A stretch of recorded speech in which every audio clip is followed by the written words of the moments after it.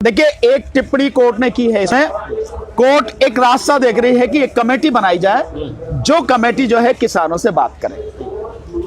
मेरे विचार से वो कमेटी अगर हमारे पास आती है, हमें उसी से बात करनी चाहिए, हमें कोर्ट में जाने की जरूरत नहीं। एक बात। दूसरी बात, हम जो लड़ाई लड़ रहे हैं, इतनी बड़ी लड़ाई लड़ रहे हैं, और आज 22 दिन तक हम यहाँ जमे बैठे हैं। हम तभी तो जमे बैठे हैं कि हम जानते हैं कि हमारी लड़ाई सही है, और सरकार जो कानून लेकर आई है वो गलत है, देश को बर्बाद करने वाले कानून। अगर कोर्ट हमारी इस बात को मानती है, सरकार नहीं मान रही, कोई बात नहीं, कोर्ट माने। अगर कोर्ट मान रही है तो ठीक है, हम कोर्ट का फैसला मान लेंगे।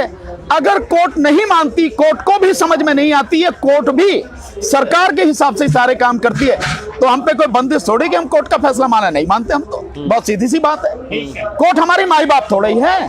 कोर्ट न्याय करने के लिए है, क्योंकि हम ये जान रहे हैं जो अयोध्या का मसला आया, अयोध्या के मसले में न्याय नहीं हुआ, और कोर्ट भी इस बात को स्वीकार कर रही। कैसे? अयोध्या के मसले में कोर्ट ने कहा कि वहां पे मंदिर नहीं था, मंदिर तोड़ा नहीं गया, वहां पर मस्जिद थी, मस्जिद ही तोड़ी गई, वहां पर मंदिर की कभी कोई पूजा नहीं हुई, और मंदिर के संबंधित कागज भी उनके पास नहीं है। इतना सब कुछ मानने के बाद भी कोर्ट ने उन्हीं को वो मंदिर की जगह दे दी जिन्होंने उसको मस्जिद को तोड़ा, जिनके पास कुछ भी नहीं था। तो न्याय उसमें नहीं हुआ। जबकि कोर्ट ने जो हवाला दिया, अनुच्छेद 142 का हवाला दिया। अनुच्छेद 142 कहता है कि जब कंप्लीट जस्टिस करना हो उस समय आप अनुच्छेद 142 का प्रयोग कर सकते हैं। कोर्ट ने उसका प्रयोग किया, लेकिन उसमें लिखा, वर्ड जो लिखे, कंप्लीट जस्टिस, यानी पूर्ण न्याय। अब मुझे आप बताइए कि जब आप मान रहे हैं कि इन्हीं लोगों ने तोड़ी, इनका कोई मतलब ही नहीं है, उन्हीं को आपने दे दिया, तो इसका मतलब ये हुआ कि कल मेरे घर को कोई भी आके तोड़ जाए और कहने लगे ये घर मेरा है, तो आप मुझे कहोगे रहने दे, झगड़ा हो जाएगा, तू रहने दे, इन्हीं को दे दे। ये क्या, ये न्याय है क्या? इसका मतलब ये भी है कि न्याय प्रक्रिया कहीं कमजोर है। इसका मतलब ये भी है कि क्या सुप्रीम कोर्ट उन चंद लोगों से जो इस तरह का आतंक फैला रहे हैं उनसे डर रही है? तो अगर डरेगी तो न्याय कैसे करेगी? और सुप्रीम कोर्ट ही अगर डरने लगेगी तो फिर न्याय कैसे मिलेगा? इन सारी चीजों को समझते हुए जो हमें नजर आ रहा है, हमारा बहुत स्पष्ट है, हमें कोर्ट में जाने की जरूरत नहीं है। कोर्ट जिस कमेटी को नियुक्त करती है, अगर हमारे पास आती है, हमें अपना पक्ष रखना है, जो बिल्कुल हर किसी को मालूम है। कोर्ट उसे एक्सेप्ट करती है, बहुत अच्छी बात है, नहीं करती है तो हम आंदोलन पे हैं। ये बहुत सीधी बात है। देखिए, तो नहीं लग रहा कहीं। देखिए, मैं आपको बताता हूं कि जो जत्थेबंदियां जिन्होंने इस आंदोलन को शुरू किया है, मुझे नहीं लगता कि एक भी जत्थेबंदी उनमें से कोर्ट जा रही है और ये कह रही है कि जो कोर्ट कर देगी हम उसको स्वीकार कर लेंगे। जो लोग ये बात कह रहे हैं वो लोग कहीं ना कहीं सरकार के दलाल हैं, सरकार से मिले हुए हैं। बहुत स्पष्ट है इसमें, क्योंकि जब हमें मालूम है, देखिए ऐसे ही नहीं है सारी बातें क्यों हो रही हैं, इसका बहुत बड़ा प्रभाव है। लोग इसकी कानूनी चीजें नहीं समझ पा रहे, और इसके जो प्रभाव दूरगामी पड़ेंगे उसको समझ नहीं पा रहे। और मैं यही आपके माध्यम से कहना चाहूंगा, जो कोर्ट है, क्योंकि उस पर बहुत लोगों का भरोसा है, उसे अपना भरोसा, लोगों का भरोसा उसे कायम रखना है, तो वो न्याय करे जी। और न्याय करने के लिए केवल एक ही चीज को, ज्यादा नहीं, केवल दो चीजों को अगर समझ ले। नंबर एक, इसेंशियल कमोडिटीज एक्ट में जो सारी सीमाएं हटा दी गई हैं कि कितना भी स्टॉक कर सकते हैं, अगर केवल इस बात को कोर्ट समझ ले तो कोर्ट को समझ में आ जाएगा कि अगर इस तरह से सीमा हटा दी गई तो व्यापारी जितना भी अनाज है, जितना भी खाने पीने की चीजें हैं, सबका स्टॉक कर लेगा, और आने वाले समय में आर्टिफिशियल जो है महंगाई, जो मतलब उसकी कमी है, उसको दिखाएगा। लिहाजा वो कहेगा कि भाई है ये चीजें हैं नहीं। आपने देखा होगा जिस तरह से 8000 टन से ज्यादा दाल बरामद की गई उस समय गोदामों में से, जिस समय दाल का भाव 200 रुपए किलो पहुंच गया। तो जब घर में ही 8500 टन दाल थी तो भाव कैसे पहुंच गया? बहुत सीधा सा था, व्यापारियों ने दबा ली और उसकी कमी दिखा के उसके दाम बढ़ा दिए। हमेशा यही होता है। आज की तारीख में भी आप देखेंगे कि आलू, नया आलू जो किसान से लिया जा रहा है 5 रुपए 6 रुपए किलो, मिल क्या भाव रहा है? 40 रुपए किलो से कम मार्केट में नहीं। आपको मैं लेके आता हूं, मैं देखिए अपने लिए, तो ये स्थिति है। प्याज 50 रुपए किलो किसान से ली जा रही है, 5 रुपए और 6 रुपए किलो। जो लहसुन है वो लहसुन लिया जाता है सरकारी रेट पर 35 रुपए किलो, वो भी जो क्वालिटी, जो ग्रेड, जो वो चीज स्टैंडर्ड होना चाहिए, लेकिन उससे अलग वो तो मुश्किल से 6 रुपए, 7 रुपए, 8 रुपए, 10 रुपए किलो लिया जाता है। लहसुन बिक क्या भाव रहा है? लहसुन 200 रुपए से 400 रुपए किलो तक बिक गया। सरकार को नहीं समझ में आता कि इतनी महंगाई कैसे हो रही है, कहां से हो रही है। प्याज कहते हैं है नहीं, और प्याज जब आपको एक्सपोर्ट करनी हो तो सारी मिल जाती है आपको। प्याज जब आपको महंगी देनी होती है सब मिल जाती, कहां से आ जाती है? इसका मतलब यह है कि अगर आपने उस पर लिमिट हटा दी गई है, कल आने वाले समय में यह होगा कि व्यापारी पूरा स्टॉक कर लेगा, और जो आपने 2013 में एक एक्ट बनाया, सरकार ने एक्ट बनाया फूड सिक्योरिटी बिल, यानी कि इस देश के जो 82 करोड़ लोगों को खाना देने के लिए आपने जो कानून बनाया है, जिसके तहत आज की तारीख में 80 करोड़ लोगों को आप 5 किलो अनाज और 1 किलो चना दे रहे हैं, उस कानून का क्या होगा? आप उस कानून के तहत लोगों को कैसे खाना दोगे आप, जब पूरा स्टॉक ही हो जाएगा? और इसके अलावा सरकार ने अपने आप को अलग करने के लिए बहुत बढ़िया तरीका सोचा है। सरकार इस मार्केट से पूरी तरह से जाना चाहती है। जैसे नीति आयोग की 2017 की सरकार की रिपोर्ट है, उसमें कहा गया कि इससे आप बिल्कुल पूरी तरह से हटत। अब क्या सरकार ने किया? कह रही है कि एमएसपी मिलेगा, पर मुझे आप ये बताइए कि आप हैं किसान, मैं हूं पूंजीपति व्यापारी, मेरा और आपका समझौता हो गया, जो एक्ट है ना, एग्रीमेंट वाला जो एक्ट है, जब मेरा और आपका समझौता हो गया और उसमें क्या मुझे उगाना है, किस क्वालिटी का उगाना है, किस ग्रेड का उगाना है, किस स्टैंडर्ड का उगाना है, और क्या उसकी कीमत होगी, तो आप और मैं हुए ना उसके जिम्मेदार। बिल्कुल, कीमत आपके और मेरे बीच में तय हो गई। सरकार ने क्या किया है उसी में सॉरी सरकार ने उसी में, उस एक्ट में एक सेक्शन बना दिया है कि इसके लिए किसी भी तरह से ना कोई उसके खिलाफ सिविल सूट फाइल होगा, ना ही उसके खिलाफ कोई क्रिमिनल केस फाइल होगा, ना ही किसी तरह की कानूनी कार्रवाई होगी। इसमें ना सेंट्रल गवर्नमेंट के साथ, ना स्टेट गवर्नमेंट के साथ, ना जितने अधिकारी जैसे एसडीएम, एडीएम, डीएम है उनके खिलाफ कोई कार्रवाई नहीं होगी। इसका मतलब अपने आप को सरकार ने बचा लिया कि भाई हमारे खिलाफ कोई कार्रवाई नहीं होगी, जो भी कर दिया सो कर दिया।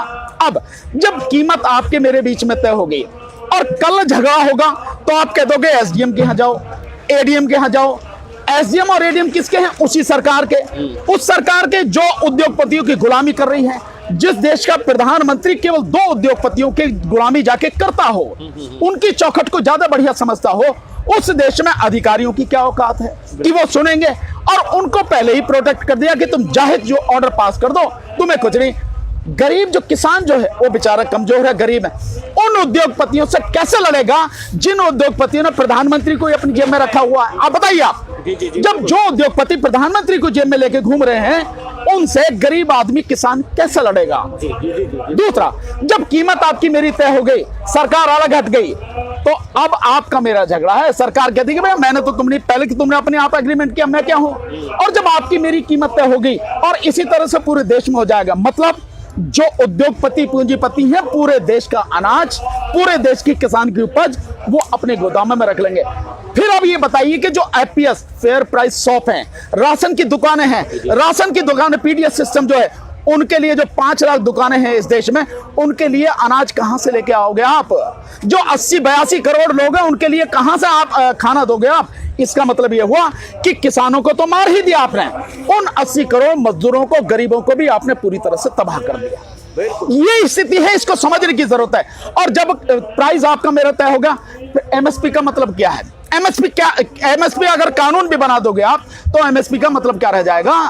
क्योंकि जो कीमत है वो तो आपकी और मेरी तय हो गई, उसी पे झगड़े होने जो भी कुछ। तो ये सरकार मूर्ख बनाने की, और यही बात अदालत को भी समझनी चाहिए, यही बात इस देश के हर व्यक्ति को समझनी चाहिए। अफसोस ये है कि लोगों ने कानून पढ़ा नहीं है।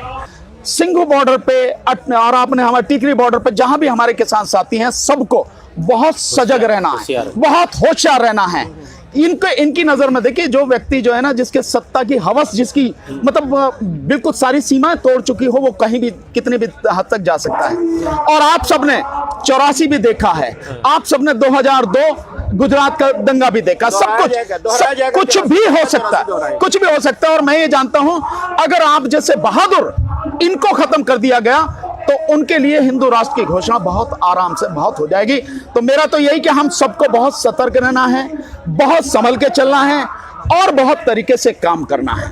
और मैं आपके माध्यम से जहां तक भी लोग देख रहे हैं मुझे, या जहां तक भी मेरी आवाज जा रही है, जो भी मुझे मानते हैं, सबसे यही निवेदन करूंगा, ये लड़ाई सिंघू बॉर्डर की नहीं है, ये लड़ाई टिकरी बॉर्डर की नहीं है, किसानों की नहीं है, ये लड़ाई हर किसी की है।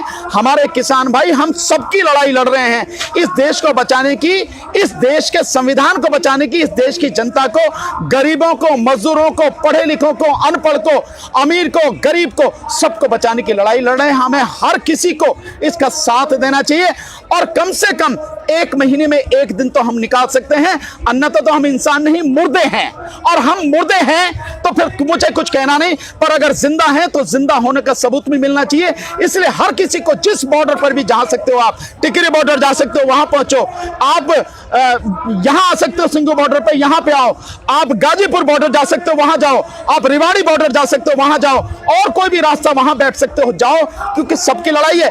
अगर एक भी खत्म हुआ तो फिर कोई नहीं बचेगा। इसलिए मेरा सबसे हाथ जोड़ के निवेदन है, सब लोग इस लड़ाई में तन मन धन से पूरी ईमानदारी के साथ में साथ दो। एक चीज और मैं कहना चाहूंगा सर, आपके माध्यम से, क्षमा चाहता हूं।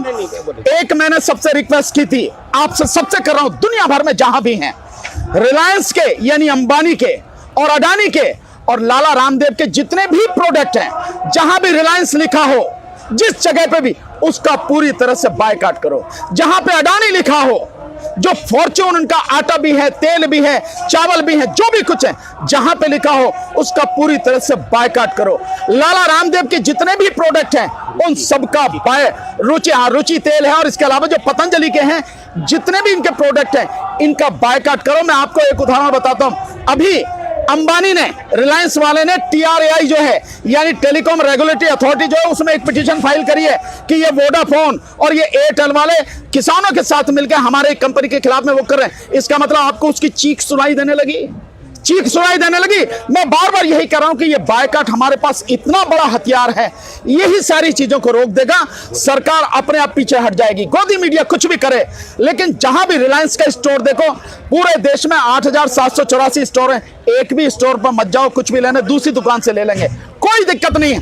जो रिलायंस का फोन है, जियो का फोन है, चाहे कितना ही भी बढ़िया हो यार, अगर जहर कितना ही भी खूबसूरत प्याले में आपको दिया जाएगा तो पी लोगे क्या? मर जाओगे क्या?